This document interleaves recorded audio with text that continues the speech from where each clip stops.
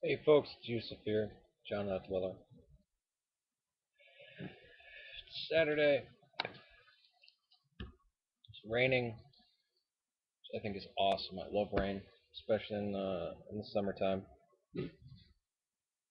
And there's a lot of there's this thing called the Dean Show. I believe it's filmed right here in Chicago, and it always tries to either misrepresent Islam or just flat out lies. It was Islam spread by the sword, and they totally ignore the Byzantine and Persian empires that were crushed. They totally ignore all the everything in the history, all the Sunnah, all the hadiths that back up the fact that it was spread by the sword, and they take weird verses from the Quran. Well, I don't want to touch on that. I want to touch on Yusef Estes. Yusef Estes.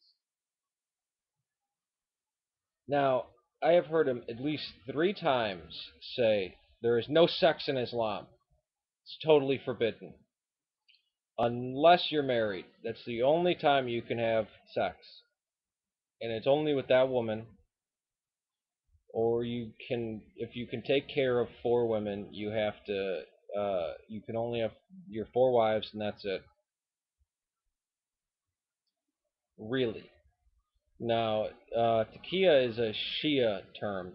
The Sunnis don't use that term, and when I was going to the masjid, it was only in war that you could lie. That this is what was told to me. That if the enemy comes to you and they say which way did the army go, you're allowed to say, oh, it went the other way. Which I always use this as a proof that Islam was better than Christianity because Christians had to tell the truth 100% of the time. Well, if you had Anne Frank hiding in your attic and the Nazis come to you, the only moral thing to do is lie. Realizing Christianity doesn't would never say you have to do that. And there are no hard and fast rules in Christianity. We go by the spirit of the law, not the letter of the law. But I digress. Uh, so let's see if the Quran agrees with Yusuf Estes. This is out of the book of the Quran called Women, the Surah of the Quran, Women, and it's number 4. Surah is number 4 in the order that the Quran places the surahs. So 424. And all married women are forbidden unto you, save those captives whom your right hand possesses. It is a decree from Allah for you. Lawful unto you are all beyond those mentioned, so that ye seek them with your wealth in honest wedlock, not debauchery, and those whom ye seek content by marrying them, give unto them their portions as a duty, and there is no sin in you what ye do by mutual agreement after the duty hath been done. Lo, Allah is ever knower wise. Now I read the whole passage because I know people say, "Oh, you got to read the rest of it." Well, he's talking about married women, and the only ones that are lawful to you are married women, except the married women that your right hand possesses. Now, keep in mind, he didn't say the women your right hand possesses; it says the married women.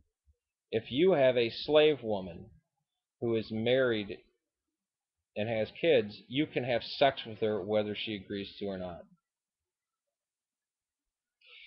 Uh, you can sleep with your slave woman if she's married, and it doesn't matter what the husband feels. It doesn't matter how she feels. And even let's say it was she agrees to it. So you can have sex with another man's wife as long as that's your property. Now Christianity, in the New Testament, there is mention of how slaves should act. It never gives an endorsement of slavery. Never does the New Testament ever give an endorsement of slavery. It was just a fact of the time. And even tells slaves to be obedient. Slavery was pretty much done away with when Christianity took over. It didn't pop up until the Muslims introduced it to the Portuguese and Spanish. And even then, many in the church were protesting it. And a little while after the slave trade started, the Roman Catholic Church said, nope, no slaves, you're not allowed slaves. And this is one of the reasons why the Texans fought uh, their rebellion, I should say, against the Mexicans, because they had to, one, convert to Catholicism, and two, give up all their slaves. Couldn't have slaves. Well, the Texans didn't convert to Roman Catholicism, didn't give up their slaves, and a war with Mexico ensued between the Republic and Mexico. You can tell which side of the agreement I am on that, but then again, I live in a very heavily Mexican area, so it's not. I don't know Texans, I know Mexicans. I don't know. But let's read this one. Let's read the important part one more time. And all married women are forbidden unto you, save those captives whom your right hand possesses. Now he's talking about married women. This verse is talking about married women are all forbidden except the ones that you own. This is from God. Now, there was a Muslim on here that got very angry with me because I said Islam was uh, perverted and pornographic, and I'll say that forever. And he says, this conversation has ended because you can't, you use these terms, and to me, this is pornographic and perverted. And there are many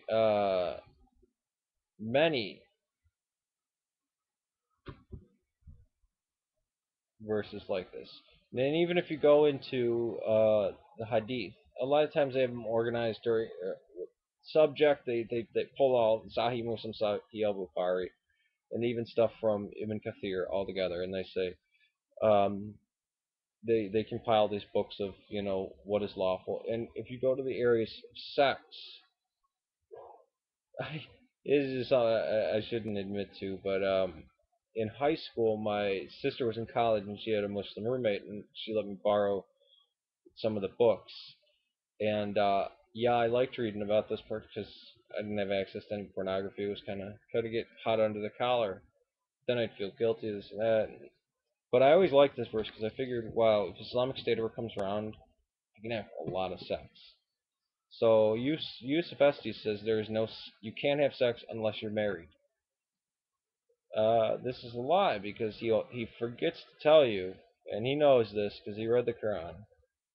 If you have slave women, he'd say, "Oh well, there's no slave women today." Yeah, but just the fact that that Allah allows you to do this. Now, if a Muslim says, "I have a problem with this," yeah, we have to obey it. That's the word of God, but I don't like it. In fact, I hate it.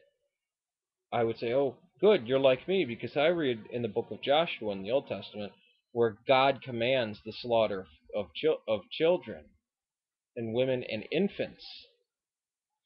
I say that's that's disgusting to me. I don't see how any God could say that. God didn't say, things like that.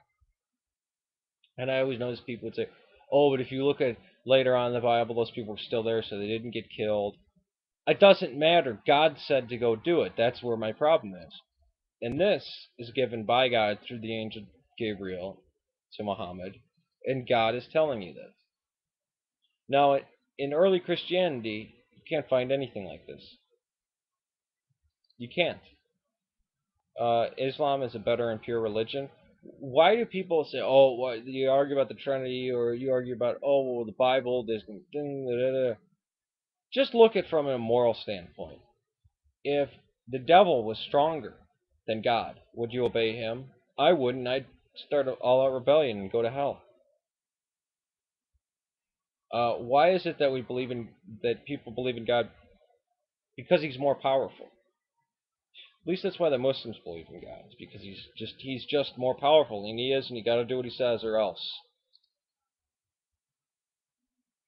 I think if there is a wicked or evil God out there, and he's the most powerful, we should still fight him. Because I think morality should come before just kowtowing.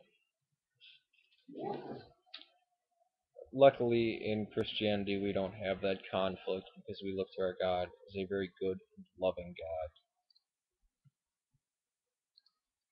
Peace to you.